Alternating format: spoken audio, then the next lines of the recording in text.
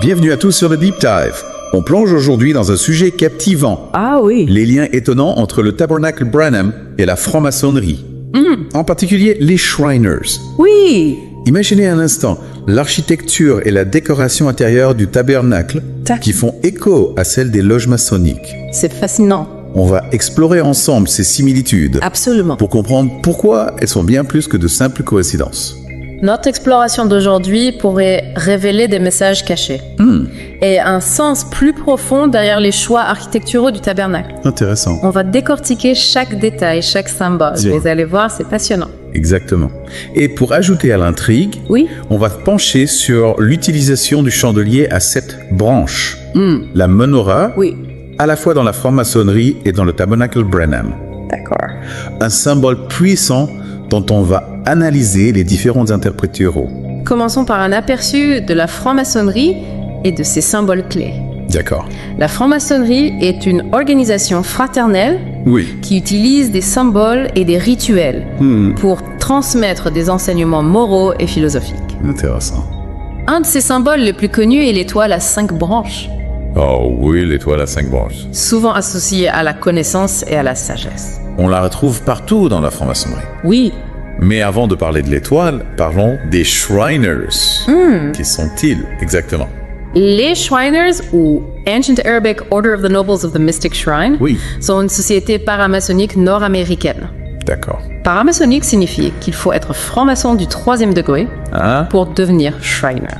Je comprends. Ce 3e degré représente le niveau de maître maçon, Ouh. le plus haut niveau dans la hiérarchie symbolique de la franc-maçonnerie.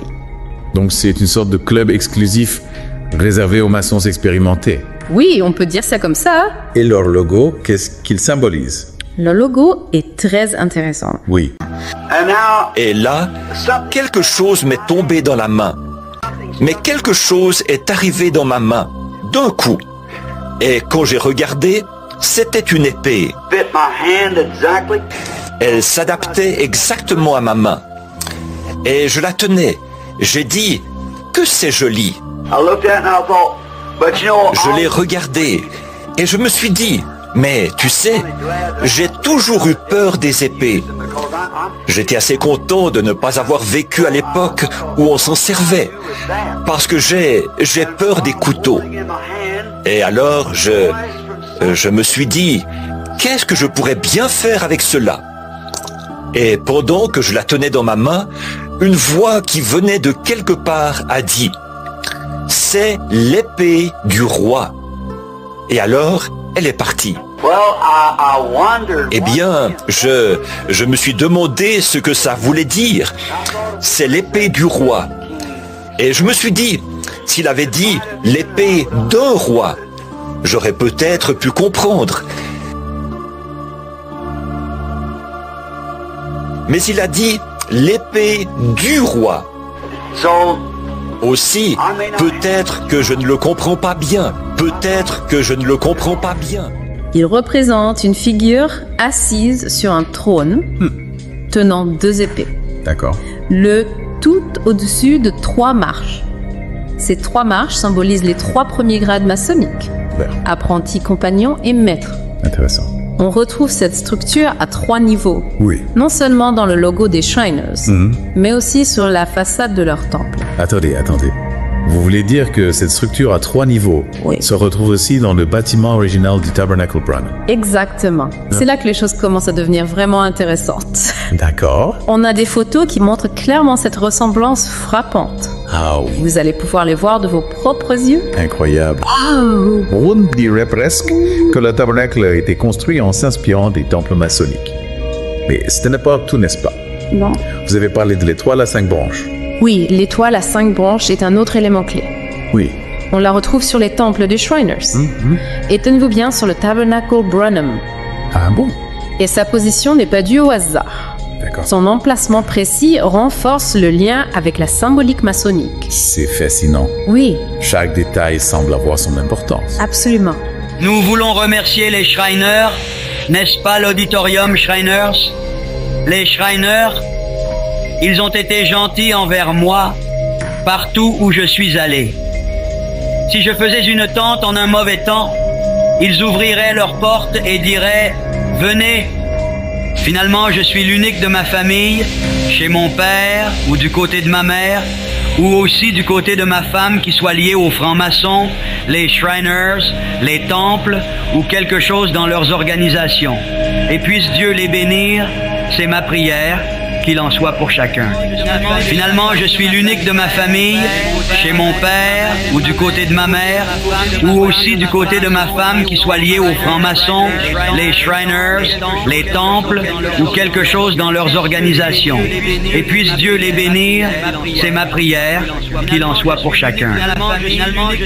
Finalement, je suis l'unique de ma famille, chez mon père ou du côté de ma mère, ou aussi du côté de ma femme qui soit liée aux francs-maçons, les Shriners, les temples ou quelque chose dans leurs organisations. Et puisse Dieu les bénir, c'est ma prière, qu'il en soit pour chacun. Finalement, je suis l'unique de ma famille, chez mon père ou du côté de ma mère, ou aussi du côté de ma femme qui soit liée aux francs-maçons, les Shriners, les temples ou quelque chose dans leurs organisations. Et puisse Dieu les bénir, c'est ma prière, qu'il en soit pour chacun. Frère Branham, est-ce mal d'appartenir à un club après qu'on est devenu chrétien, par exemple celui des francs-maçons? Non, monsieur. Soyez un chrétien où que vous soyez. Peu m'importe l'endroit où vous êtes. Vous pouvez quand même être un chrétien. Non, monsieur. Soyez un chrétien où que vous soyez. Peu m'importe l'endroit où vous êtes. Vous pouvez quand même être un chrétien. Non, monsieur. Soyez un chrétien où que vous soyez. Peu m'importe l'endroit où vous êtes. Vous pouvez quand même être un chrétien. Non, monsieur. Soyez un chrétien où que vous soyez. Peu m'importe l'endroit où vous êtes. Vous pouvez quand même être un chrétien. Mais alors, qu'est-ce que cela signifie? Une question. Est-ce que William Branham aurait intentionnellement intégré des symboles maçonniques dans son tabernacle? C'est la question que l'on va explorer ensemble. D'accord, oui. Examinons un autre élément important. Le chandelier à 7 branches, la menorah. Ah oui, la menorah. Un symbole puissant, présent à la fois dans la Bible et dans la franc-maçonnerie. Mais comment est-elle utilisée dans chaque contexte? C'est une question importante. Est-ce que son sens est le même? C'est là que les choses se compliquent un peu. La menorah a une origine biblique dans le tabernacle de Moïse. Elle était faite d'or pur allumé avec de l'huile et construite selon des instructions très précises. Et elle était placée dans le lieu saint, Oui. un endroit réservé aux prêtres. Sa lumière symbolisait la présence divine et la sainteté du lieu. Tout à fait. D'accord. Mais l'interprétation maçonnique de la menorah est différente. Ah bon. En quoi est-elle différente? Eh bien, les francs-maçons utilisent des bougies au lieu de lampes à huile, parce qu'ils s'écartent déjà du modèle biblique. Et ils ne se limitent pas à un seul type de chandelier. D'accord. Ils utilisent des chandeliers à 3 étoiles, à 5 branches ou à 3 branches, selon le grade et la fonction de la personne. C'est étonnant comme un même objet peut avoir des significations différentes selon le contexte. Oui, c'est vrai. Mais quelle est la signification de la menorah dans la franc-maçonnerie? Pour les francs-maçons, la menorah symbolise l'illumination spirituelle, la connaissance ésotérique et la sagesse acquise à travers l'initiation maçonnique. D'accord. En d'autres termes, elle représente un savoir secret accessible uniquement aux initiés. Et ça nous ramène au tabernacle Branham. Oui. Souvenez-vous, on a parlé d'une photo du mariage de la sœur de William Branham, célébré dans le tabernacle. Oui. Sur cette photo, on voit clairement 2 chandeliers à 7 branches avec des bougies allumées Exact. encadrant la cérémonie. Exactement. Et cette image soulève de nombreuses questions. Oui. Est-ce que la présence de ces chandeliers serait un clin d'œil à la symbolique maçonnique? C'est possible. Est-ce que cela suggérerait que le tabernacle Branham fonctionnait comme une sorte de communauté religieuse maçonnique? Communauté religieuse maçonnique, c'est une expression forte. Mais qu'est-ce que cela signifie concrètement? C'est une bonne question. Est-ce que cela implique un mélange entre la foi chrétienne et des pratiques maçonniques? C'est une question complexe qui mérite d'être approfondie. D'accord. On va y revenir dans la deuxième partie de notre exploration. Avec plaisir. Mais avant de passer à la suite, examinons un autre aspect intéressant. la manière dont les dirigeants sont choisis. Ah oui, la sélection des pasteurs et des diacres. Oui. Est-ce qu'il y a aussi des similitudes entre le Tabernacle Branham et la franc-maçonnerie à ce niveau-là? Absolument. Vraiment. Dans les loges maçonniques, les dirigeants sont élus par un vote des membres. Et on retrouve cette même pratique dans les Tabernacle Branham. C'est vrai. On votait pour les pasteurs et les diacres. Oui. Mais attendez, ce n'est pas comme ça que les choses se passaient dans l'église primitive, si. Vous avez raison. Ah. Dans l'église primitive, les dirigeants étaient choisis par le Saint-Esprit, D'accord. pas par un vote démocratique. Donc on a encore une fois une différence fondamentale entre la pratique du Tabernacle Branham Oui. et le modèle de l'église primitive. C'est exact. Mais pourquoi est-ce important? C'est la question qu'il faut se poser. Qu'est-ce que cela nous apprend sur le message de William Branham? C'est une excellente question. Oui. Et c'est précisément ce que l'on va explorer dans la suite de notre deep dive. D'accord. Restez avec nous pour découvrir la suite de cette enquête passionnante. Impatiente de la suite. Levons-nous. Dieu Tout-Puissant. Il était considéré par certains comme un prophète, vénéré par des milliers de personnes. Son message de foi et de guérison résonnait à travers ses adeptes. Mais derrière cette façade de sainteté se cache une vérité sombre. Sarah, sa propre fille, abandonnée et démunie, ose briser le silence. Elle dénonce l'hypocrisie et la corruption qui rongent l'empire bâti sur la foi.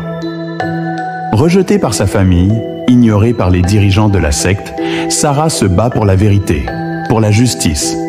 Un combat solitaire contre un système qui cherche à la faire taire.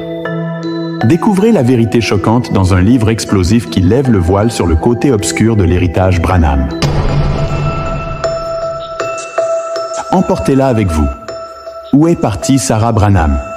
L'histoire de la fille oubliée de William Branham, qui dévoile les réalités cachées au cœur de sa famille et de son mouvement. Le livre sera bientôt disponible en téléchargement au format PDF pour seulement 15 $, avec une sortie estimée autour du 15 décembre. Pour vous permettre de l'acheter, le lien sera ajouté dans la description de cette vidéo dès sa sortie. En attendant, laissez-moi un commentaire si le sujet vous intéresse et si vous avez hâte de le découvrir. Merci pour votre soutien.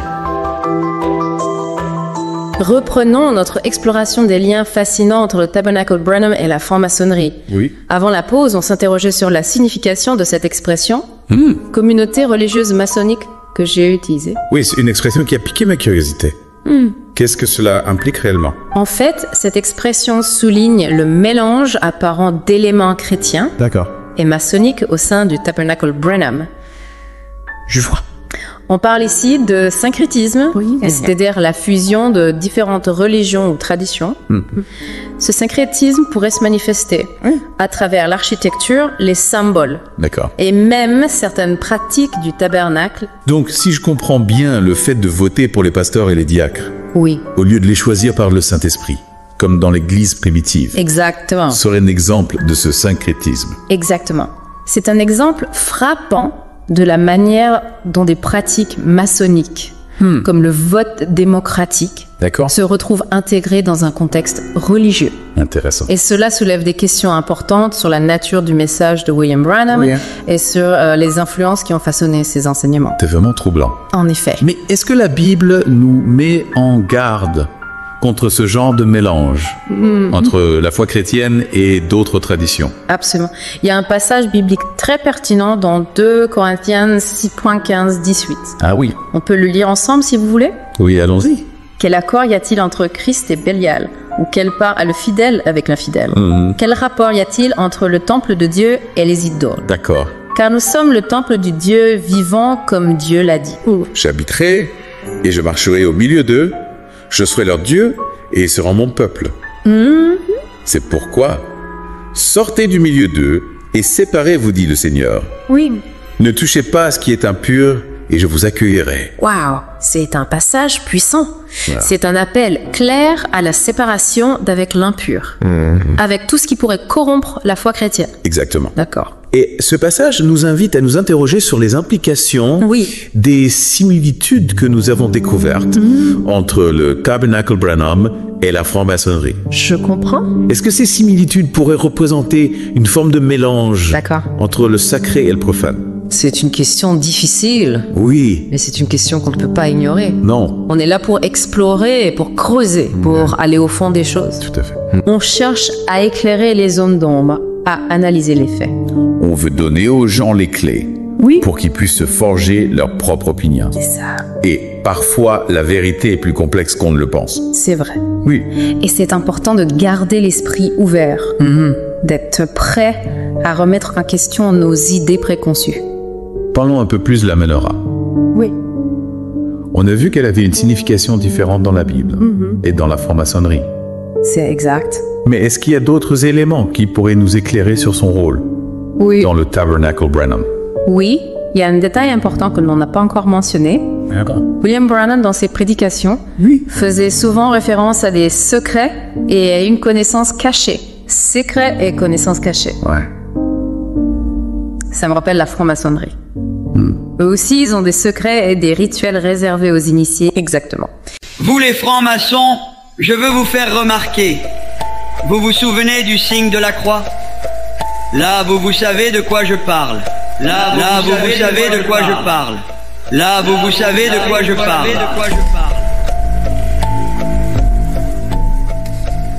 Et son ami, et le mien aussi, frère Skaggs, Leonard Skaggs, de Lowell dans l'Indiana, se trouvait là. Je ne savais pas auparavant, c'est un franc-maçon. Il portait sur lui une épinglette de franc-maçon. Et nous étions en train de parler de l'ordre des francs-maçons. Et nous étions en train de parler de l'ordre des francs-maçons. Et nous étions en train de parler de l'ordre des francs-maçons. Et ce lien entre la connaissance cachée de William Branham et la nature secrète de la franc-maçonnerie pourrait suggérer une dimension ésotérique, voire initiatique, dans son message. C'est fascinant. On dirait qu'on découvre une nouvelle pièce du puzzle. Oui, À chaque fois qu'on creuse un peu plus. c'est ça la beauté de l'exploration. C'est vrai. On part d'un point A et on se retrouve à un point Z sans même s'en rendre compte. Mais alors, qu'est-ce que cela implique pour les adeptes de William Branham? Est-ce qu'ils sont conscients de ces liens avec la franc-maçonnerie? C'est une question délicate. Oui. Il est difficile de généraliser. Certains adeptes de William Branham sont probablement au courant de ces liens et les acceptent, tandis que d'autres les ignorent complètement. Et il y a ceux qui les rejettent catégoriquement. Oui, bien sûr. Oui. Et il y a toujours différentes interprétations, différents points de vue. D'ailleurs, j'imagine que certains auditeurs sont en train de se dire « Oui, mais pourquoi est-ce que c'est important? Qu'est-ce que ça change pour moi ?» Vous avez raison de soulever ce point. Oui. C'est important de se demander pourquoi cette exploration est pertinente. Pourquoi elle devrait nous intéresser. Alors pourquoi est-ce que c'est important? Eh bien, tout d'abord, cela nous permet de mieux comprendre le contexte historique et culturel dans lequel le message de William Branham a émergé. C'est vrai. On ne peut pas comprendre un message sans comprendre son contexte. Ensuite, cela nous invite à réfléchir à la nature de la foi, à la manière dont les traditions religieuses se mélangent et s'influencent mutuellement. Et ça nous encourage à être plus critiques, à ne pas accepter les choses aveuglément, Oui, à toujours chercher à comprendre le pourquoi du comment. exactement. Et c'est valable pour toutes les religions, toutes les traditions spirituelles. D'accord. Il est important de se poser des questions, de remettre en question nos croyances, de ne pas avoir peur de creuser un peu plus profond. Et c'est ce qu'on fait ici dans The Deep Dive. Absolument. On explore, on questionne, on cherche à comprendre. Et on espère que nos auditeurs nous accompagnent dans cette quête de la vérité. Absolument. La recherche de la vérité est un voyage collectif. Oui. Et chaque découverte, chaque question, chaque réflexion nous rapproche un peu plus de la lumière. On arrive à la dernière partie de notre deep dive sur les connexions intrigantes entre le Tabernacle Branham et la franc-maçonnerie. Oui, on a couvert beaucoup de terrain. Architecture, symboles pratiques, religieuses, syncrétisme. Tout à fait. Mais avant de conclure, il nous reste une question essentielle à aborder. La question à $1 million, est-ce que William Branham a intentionnellement intégré des éléments de la franc-maçonnerie dans son tabernacle et dans son message? C'est les questions qui taraudent probablement tous nos auditeurs. C'est vrai, mais on a quand même découvert des éléments troublant l'architecture du tabernacle qui s'inspirent des temples maçonniques, la présence de l'étoile à 5 branches, l'utilisation de la menorah avec des bougies. Sans oublier la pratique du vote pour choisir les dirigeants qui diffèrent de la tradition de l'Église primitive et les références de William Branham à une connaissance cachée. Tout cela crée un faisceau d'indices qui pointent vers une influence maçonnique potentielle. Alors comment interpréter toutes ces similitudes? Est-ce que c'est juste une coïncidence? Mais ça paraît peu probable vu le nombre de points communs. Oui, c'est vrai que la franc-maçonnerie était assez répandue au début du XXe siècle, surtout aux États-Unis. La recherche de la vérité n'est pas toujours un chemin linéaire. C'est vrai. C'est un processus qui demande du temps, de la réflexion et de l'humilité. Exactement. L'important, c'est de rester ouvert à différentes perspectives, de ne pas avoir peur de poser des questions et de continuer à creuser. Tout te va. On a voulu, avec ce deep dive, vous donner les clés pour comprendre les liens complexes entre le Tabernacle Branham et la franc-maçonnerie. Maintenant, c'est à vous de poursuivre l'exploration, de faire vos propres recherches et de tirer vos propres conclusions. Exactement. On espère que cette plongée vous a éclairé et vous a donné envie d'en savoir plus. N'hésitez pas à partager vos réflexions, vos questions, vos découvertes. Le dialogue est essentiel pour avancer dans la recherche de la vérité. Merci de nous avoir accompagnés dans cette aventure fascinante. On se retrouve bientôt pour un nouveau Deep Dive.